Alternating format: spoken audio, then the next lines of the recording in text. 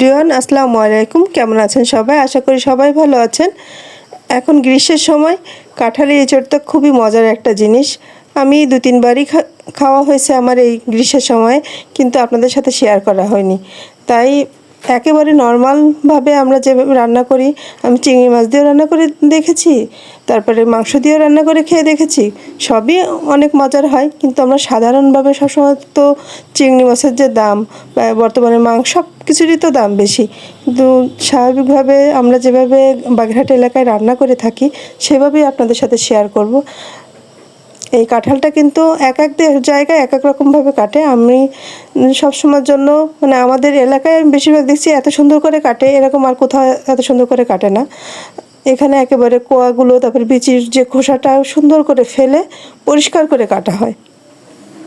না, আমিও সেভাবে হাতে আর বটিতে সুন্দর করে তেল মেখে এবং এরকম করে আস্তে আস্তে করে কিন্তু কেটে নিলাম।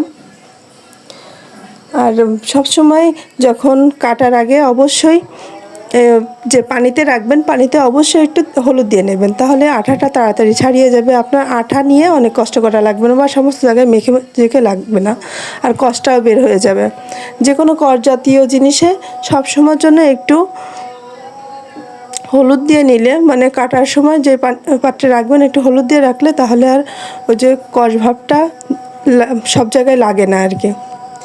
যে আমি এখন পানিতে, যদিও সুন্দর করে মানে একাই ভিডিও করি, একাই সব কিছু করি, এই জন্য অনেক সুন্দর করে সবসময় দেখাতে পারি না আপনাদের, যে আমি একটু হলুদ দিয়ে তারপরে এখন কাঁঠালগুলো সুন্দর করে কেটে কেটে রাখবো। আমরা যে চিকন যে শ্বাসটা আছে ওইটা আমি কখনোই মানে ইঁচড় রান্না করার সময়, যে কাঁঠালের তরকারি রান্না করার সময় ওইটা কখনোই আমরা দিই না, ফেলে দিই।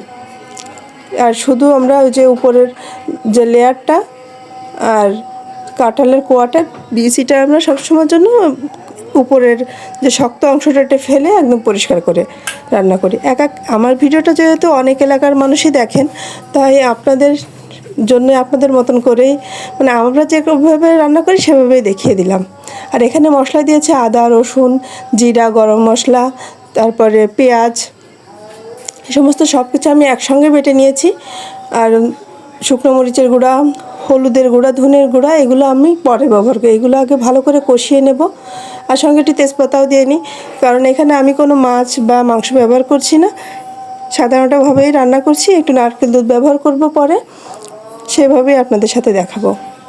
মশলাটা একটু বেশ কষিয়ে আসলে এখন আমি আস্তে আস্তে করে শুকনো মশলা, যেমন হলুদের গুঁড়া, মরিচের গুঁড়া আর ধনের গুঁড়া, এই কয়টা দিয়ে আপনার যার যার পরিমাণ মতন দিয়ে নেবেন। অবশ্যই পরিমাণ মতো লবণ দিয়ে নেবেন। এভাবে দিয়ে ভালো করে আমি মশলাটা কষিয়ে নেব। মশলাটা কষিয়ে তারপরে অবশ্যই আমি তার আগে ধুয়ে নিয়েছি, কারণ পুরো ভিডিওটা যদি আমি প্রত্যেকটা পার্টে পার্টে দেখাতে যাই তাহলে অনেক ভিডিও বড় হয়ে যায়। তাই প্রায় 6 মিনিটের ওভার ভিডিও হয়ে গেছে। আমি সব সময়ের জন্য চাই যে ছোট ছোট ভিডিও আপনাদের মাঝে দিতে, এবং যাতে করে আপনাদের সহজ হয় দেখতে। আমার ভিডিওগুলো যারা আপনারা প্রতিদিন দেখে থাকেন, আমার ভিডিও যদি আপনাদের কাছে ভালো লেগে থাকে অবশ্যই লাইক, কমেন্ট, শেয়ার করবেন। আপনাদের কাছে এটুকুই আমার সবসময়ের জন্য আবদার থাকবে, আপনারা আমাকে সাপোর্ট করবেন, আমি যেন সামনে আরও সুন্দর সুন্দর ভিডিও আপনাদের দিতে পারি। এই যে কাঁঠালগুলো ধুয়ে একেবারে পানি ঝরা দিয়ে রাখছিলাম, তারপরে এখন আমি কিন্তু আগে ভাপিয়ে নিই, অনেকে আছে আগে ভাপিয়ে নেয়। আমার কাছে ভালো করে ধুয়ে নিলেই আমার কাছে ভালো হয়। তা নাহলে যদি আমি ভিটামিনটা সিদ্ধ করেই ফেলে দিই তাহলে আর মনে করি যে স্বাদটাই অর্ধেকটা চলে যায়।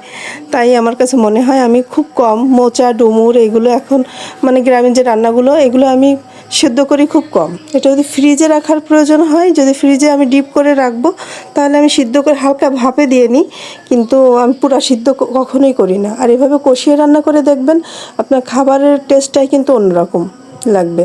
এটা একটু ভালো করে একটু অল্প মাছটা যেভাবে মাছ যেরকম করে কষাই, মানে প্রথমে একটু তেলে কষা দিয়ে তারপরে পানি দিয়ে অল্প দিয়ে কষা দিয়ে তারপরে হচ্ছে কি নারকেল দুধটা দিই, আমি এভাবেই রান্না করি। এটা আমার মার কাছ থেকে, আমার শাশুড়ির কাছ থেকে তারাও এভাবে রান্না করতেন, এটাই দেখছি, এভাবে আমি দেখছি সবসময়, তাই সেভাবেই রান্না করার চেষ্টা করি।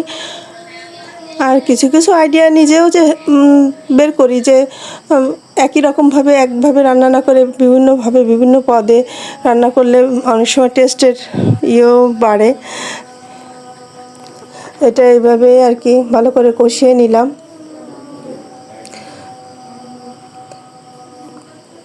আর কাঠের চুলায় রান্নার তরকারির যে কোনো তরকারির স্বাদও বেড়ে যায়। যারা গ্যাসে রান্না করবেন তারা এই যে মশলাটা এভাবে কষাচ্ছি, এই সময়টা কিন্তু আপনারা এই করতে পারেন।